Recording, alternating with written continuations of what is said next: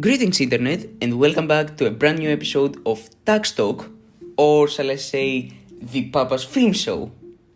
Cue the intro.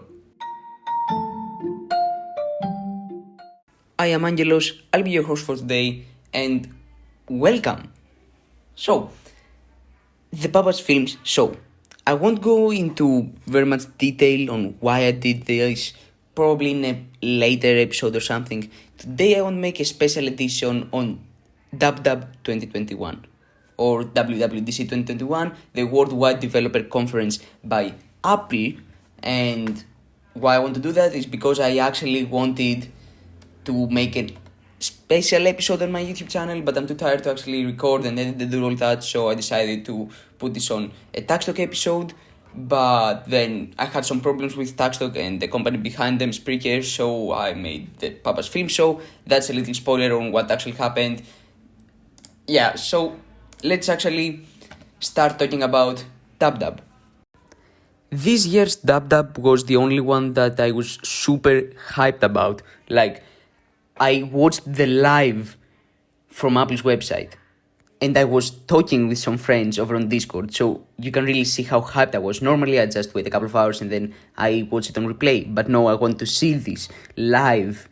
And the main reason was all the hype towards iOS 15 and iMessage. Like, even Apple put the little reaction things on iMessage on the actual hashtag on Twitter. And they were teasing iMessage become something big, and it didn't. That's something. So here I am on the Apple's website on WWDC, and there is a little iOS 15 preview. And the main changes are with FaceTime. I love this change, but just when Craig started talking about FaceTime, we knew that we won't get any redesign or anything else. Anyway, what basically happened with FaceTime is that they included some features where you can basically schedule and then also share FaceTime calls. I says here with a unique web link, so basically anyone can join a FaceTime call, which will be end-to-end encrypted. Even if you're on an Android or a Windows phone, you can just join from your web browser, which is something really awesome.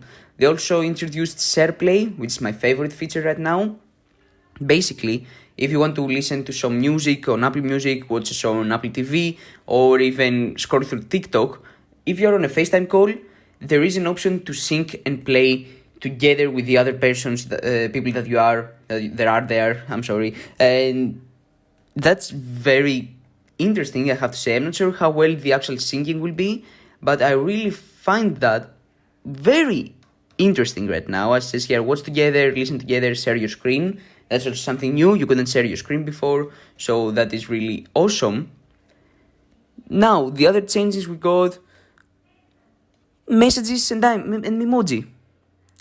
I was about to say Animoji. I'm not sure if you heard that, but yeah, messages and emoji. Basically, we got some changes with emoji. I think that you can just have different colors on each eye, and you can also share emojis with a lot more apps than what you used to. And there are some new emoji features, obviously. And we now have photo collections, which basically means that if I send someone a photo through iMessage and the AI recognizes that person in the photo, it will automatically save it to the Pictures folder and the Pictures app and Photos app without having to do any extra step, but it will exclude memes. If this works, then that would be great because we won't have to use AirDrop anymore. So yeah, that would be amazing. Now, another feature that they introduced is focus mode. Now, we already knew that something was going to change about notifications. After all those years, they're finally going to change notifications. But we weren't really expecting that. So it says choose a focus, and basically focuses are different profiles. When you select a focus or a profile, maybe you have notifications silenced and do not disturb turned on, and maybe you only have one home screen available, or you only have a couple of apps and no notifications, or maybe notifications will vibrate but not turn on the screen, or maybe you will hear the notifications but the screen will not light up. Yeah, it's very interesting actually, and this brought a little redesign to the lock screen, not the one we were hoping about, because this got pushed back to iOS 16, hopefully, and not 17, or 20, we never know. But yeah, this got a little redesign to show the different focuses on the lock screen, and the notifications also changed. And something that they say here is that when you have a focus turned on that has Do Not Disturb enabled, and someone sends you a message through iMessage, it will display a little notification saying that that person has notifications silenced using focus. And so you know that they're not ghosting you or anything. But if it's a really important message, you can notify anyway, which is super nice. And talking about notifications, the actual design changed. I love that. It's awesome, finally. And we finally got a notification summary. Basically, every single notification that the iOS operating system thinks that it's not really important, it will hide them, and then at a specific day time that you select, it will bring up a notification summary. Maybe you want it 2 times a day, morning and evening, or afternoon or night. I don't know, you can do whatever you want with that. And then it will also sort the most important of those not so important notifications at the top, so you can scroll through them. Now that's an opt-in feature, so not everyone will have that if you don't know how to turn it on. Basically, everyone will have that on iOS 15, but just not everyone will use it, especially those who don't know how to actually customize their phone. Now, Maps got a really big update, but not on all cities. Basically, Maps right now has a 3D design that you can just zoom in and you'll see road markings and everything will be 3D and trees and stuff that I can see here, which, don't get me wrong, is amazing basically. But what I realized is that depending on where you live, this update will either be something incredible or it will be just nothing. Because right now, this is only available in, 5 or 6 cities only. And yeah, basically won't get that update. So don't forget to tell me how you feel about the update if you actually got it. From what I know, Apple Maps gets worse the farther away you get from California. Now, that I don't really agree with, because right now here I use it every single day or almost every single day, and it's way faster than Google Maps, so, or Waze that I used to use. So yeah. Another feature that they added onto Apple Maps is AR support, so you can scan the buildings and then it will show like arrows to where you need to go and stuff. That's something that Google Maps used to have for a really long time, and on Apple Maps this works only in a small selection of cities and not everywhere. So it's not like Google Maps AR support. So yeah. And also the last thing that they added to Maps, except for the new icon, is that it will, if you're using public transportation mode, then it will say, hey, get ready to exit soon on that station. And it will also notify your Apple Watch, which is super nice. Now, probably the biggest update that we got on iOS 15 is Safari. Safari got a new version, basically, a very new update, a very fresh update, and it's available on every single platform: iOS 15, iPadOS 15, macOS Monterey, and watchOS 8. And basically, the tab bar is not at the top but at the bottom, and it's rounded like Big Sur and Monterey. And I really like that, because now you don't have to do some weird maneuvers with your thumb to touch the address bar and edit something. It's just right there. If you swipe left and right, you can change tabs. And if you're at the end of the tab, you can swipe again and it will add a new tab. Now you have tab groups that it says here, and you can also customize. Yeah, you can customize the start screen. You also now have voice search, something that Chrome was doing for a while now. And finally, Safari on the mobile device will have extensions, which is something amazing. Every single browser had that. And yeah, it's good to see that Safari is still getting updates, because it's basically one of the only 2 browsers left that hasn't been, okay, let's use Chromium and forget about our own basically browser. Yeah, only Safari and Firefox. Well done, Firefox. Now this comes from a person that used Vivaldi, which is Chromium based, but anyway. Now the next update we got was Wallet and ID card support. Basically on 2 or 3 states right now, and only in the US, you can have your driver's license and identification cards using your wallet app, and also you can use your wallet and your phone to actually unlock your house. Now, probably by 4022 or something, when this will be available everywhere, it will be something great to leave your wallet behind. But right now, it's only for 2 or 3 states, so it's I guess okay to start the transition, but no one will really see it. So yeah.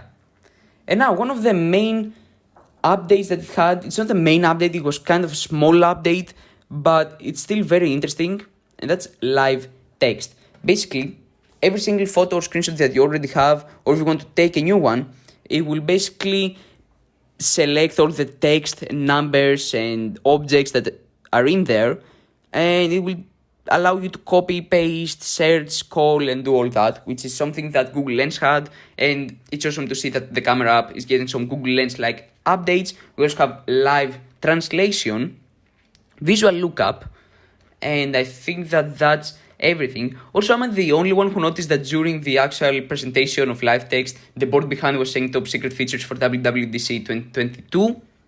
Yeah, and it was showing the macOS naming brainstorm. Yeah. Okay, anyway, Spotlight got some updates, not really that big, I guess. And then also Photos got a new design and memory mixes, and Apple Music got some design changes. The Health app, I think the Health app has the food support, but I'm not really sure. I wasn't paying attention during the health presentation, so I'm not sure what happened there. And even on the Apple website, they don't really say anything.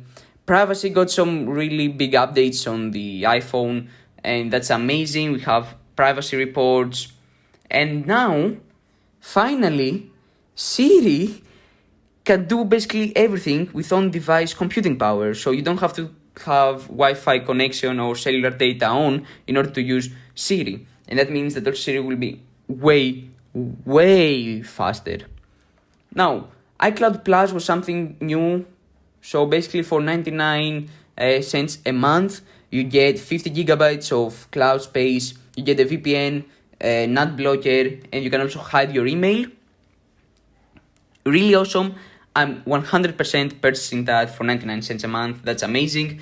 I currently have the free tier, which is 5 gigs a month, so that's just amazing for me. And also accessibility settings got changed, Notes, Translate, widgets, Find My, and Apple ID got some new changes. And the biggest changes of those smaller changes, I know that it sounds weird, but trust me, is weather. Weather got an all-new design, which is amazing. I now sound like Craig Federighi that says, yeah, an all-new design. But yeah, that's an all-new design. And we finally have a weather app, and not a weather app, a weather map. And that means that I can finally change back from windy to Apple weather.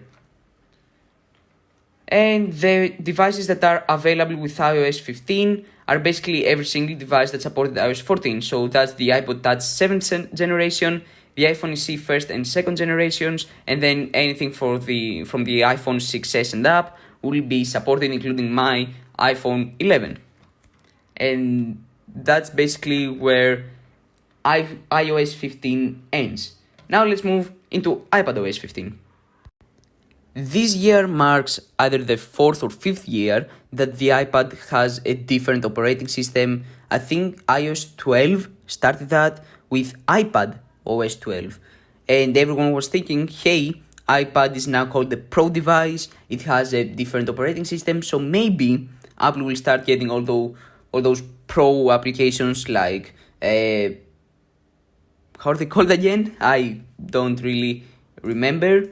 Anyway, all those Pro applications, like, what's the editor called? I'm sorry, I don't remember it right now. It's not iMovie, obviously. Anyway, Final Cut Pro, finally. Okay, I remembered it. Anyway, it's the first episode, I'm a bit out of shape. I haven't done a podcast in a while. But anyway, everyone thought that was the biggest change, that we're finally going to get those Pro apps, especially now that they put a freaking M1 inside an iPad and 2 terabytes of space. And this year marks, as I said earlier, the 4th or 5th year of this change with iPadOS. And iPadOS 15 is basically iOS 15 with only tiny changes like multitasking, which is amazing to see finally on the iPad. And a new shelf, as it says, a new app switcher, which is good, keyboard shortcuts, and finally you can place widgets on the home screen and not at the very end or the left edge, I think it was. Yeah, and you also have the app library on the iPad right now.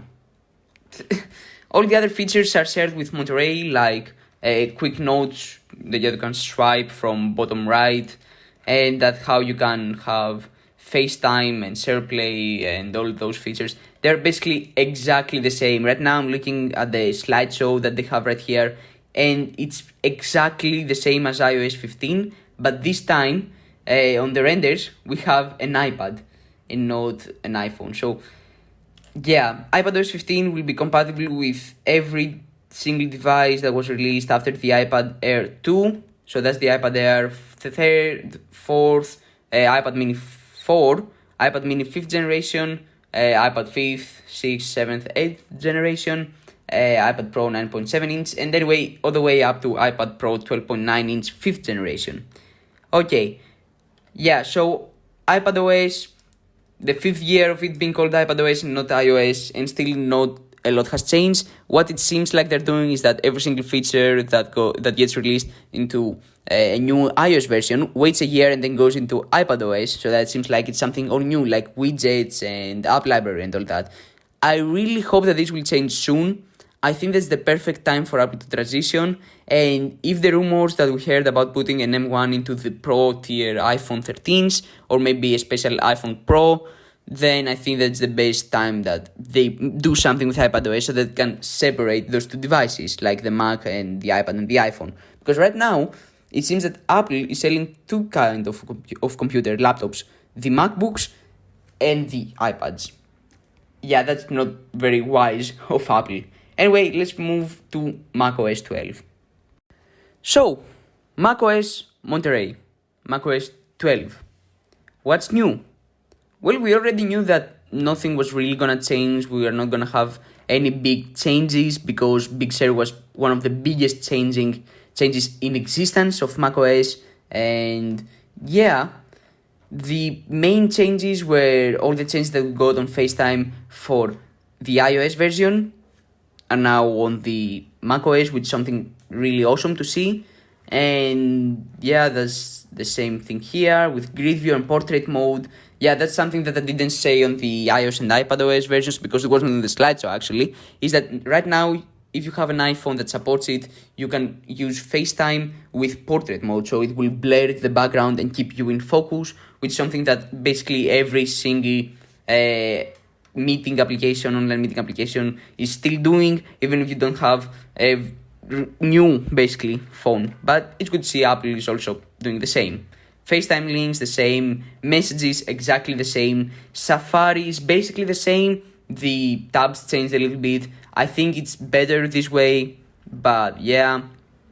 We now also have focuses on the macOS, on the MacBook, and the Macs in general. Yeah. Yes, it's good. Basically, every single new feature that we got on iOS and iPadOS is right now on the Mac. And the biggest change, at least for me, is universal control. Basically, if you have a MacBook and an iMac and an iPad and an iPhone, not an iPhone, no, never mind, without the iPhone, let's say a Mac Mini, well, basically, if they're unlocked and signed into the same Apple ID, you can just move your cursor and keyboard between them seamlessly without any setup or anything. Kirk Federici showed it was working then, but let's be real, that was a little bit fake because they wanted to make sure that it's amazing. I guess that when it actually comes out, it will be that seamless, but I don't think it is right now. If you download macOS Monterey beta, developer beta right now, it's not there, so it's not implemented yet. So we can see why this might be a little bit fake there. And yeah, it says here that no setup is required. You can just move everything between the two devices. And it seems really awesome, so why not? And the last change, at least as far as I'm concerned, is AirPlay to Mac. So you can now AirPlay anything from your phone to your Mac and even share your screen to your Mac. if they're obviously signed into the same Apple ID. That's amazing. And live text shortcuts are now on the Mac. I guess it's cool. And then all the other changes are the same, like Maps and the privacy and iCloud Plus. And we now got AirPods audio updates, so spatial audio will work with AirPods.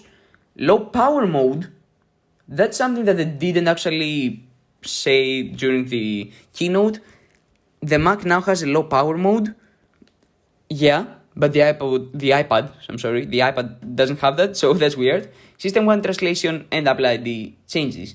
This version of macOS Monterey will be available to every single MacBook from early 2016, Mac Mini from late 2014, Mac Pro from late 2013, MacBook Pro from early 2015, and MacBook Air early 2015.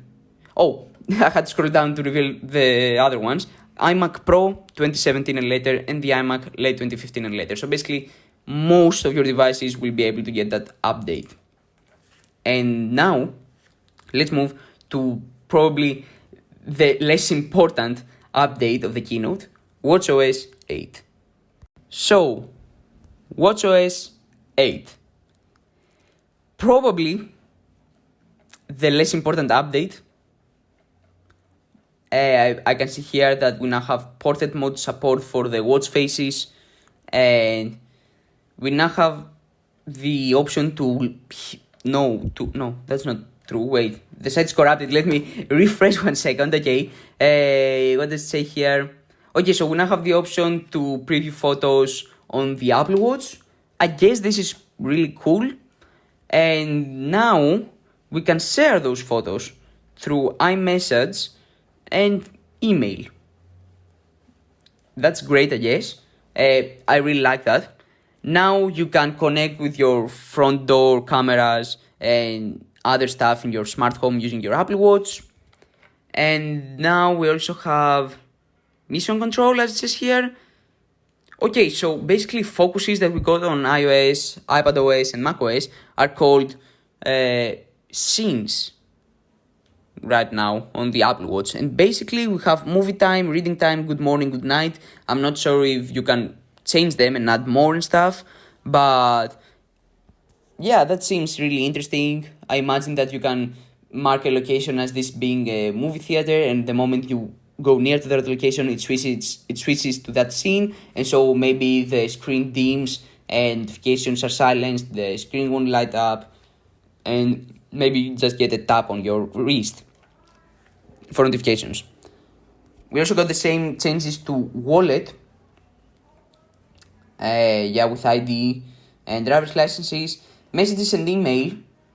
Now we can edit what we write using scribble mode, and we can also compose a message using voice and emojis all at once. Okay, that's really cool. Apple Music is now on the Apple Watch. I'm not sure if it wasn't before, but it says that Apple Music is now on the Apple Watch. I was almost sure that it was, but anyway. Okay, so if you enable a focus on your mobile phone, your iOS, iPadOS, or macOS device, it will also send that signal to your Apple Watch and will enable the scene or the focus, as you might tell them, and you will still get basically every single thing that we got on the iOS about focus mode, so the notification and iMessage and stuff. That's good. Now, mindfulness apps, the Breathe app, as it says here, quote, the popular Breathe app has been reimagined, expanded, and renamed Mindfulness, end quote. And okay, I guess. The Breathe app was not really an app that I was gonna use, even if I had an Apple Watch. I don't have it, but even if I had an Apple Watch, I don't think that I was gonna use Breathe that often. Maybe sometimes it will be very useful to have it, but I don't think that it's one of the main things that you buy an Apple Watch for. Sleep tracking has gotten so much better, as it says here, and workout now understands Tai Chi and something else. I don't think, no, that's the only thing.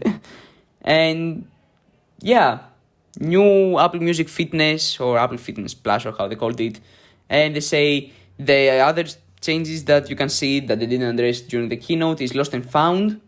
You now have Lost and Found on your Apple Watch. Enhanced family setup features. I'm not sure what that means. Assistive touch. That's amazing. Basically, you can move your wrist and it will move a cursor around your screen. And if you tap with your fingers, you don't have to tap the screen. Just if you basically touch your fingers together, the first finger and the thumb, it will select. And it basically can recognize that. So that's amazing. Now, Always on Display has some changes. There is a new Contacts app. You can now view your contacts from the Apple Watch, which is amazing.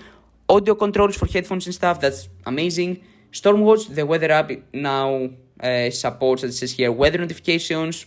And you can now set multiple timers at once. And the WatchOS 8 compatibility will be Apple Watch Series 3 and up. So Series 3, 4, 5, SE, and 6. Now, it does say that not all features are available on all devices. So maybe some of those features will be only for the Apple Watch Series 6. Maybe not. We never know.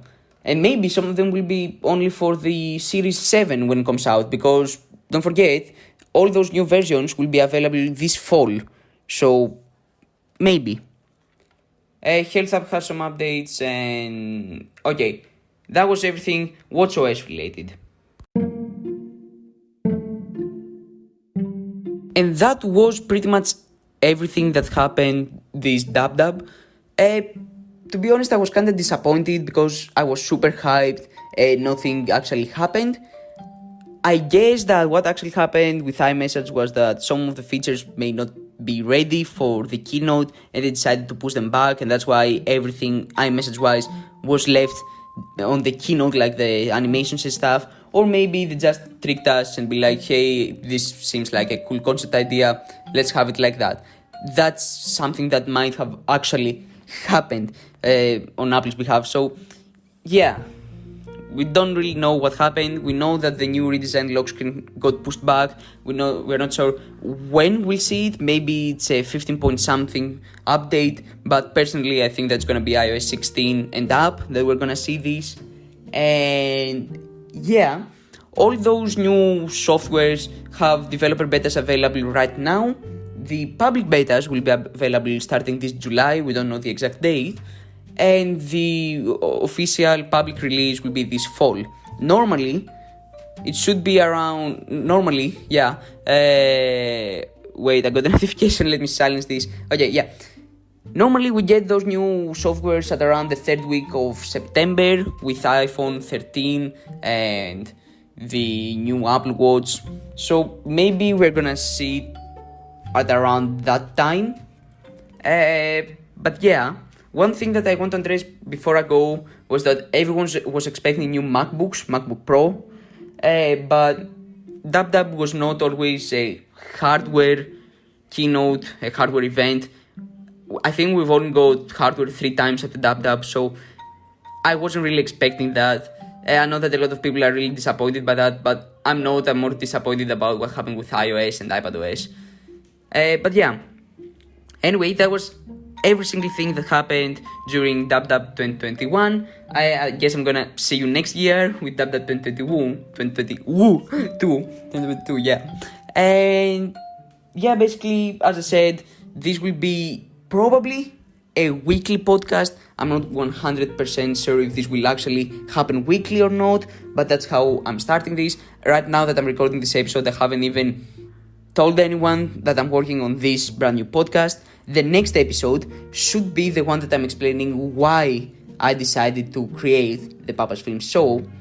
But yeah, I'm now trying to think about other stuff that I can say right now, but I can't find anything.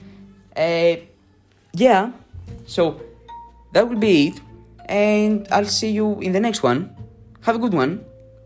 Peace out, I guess.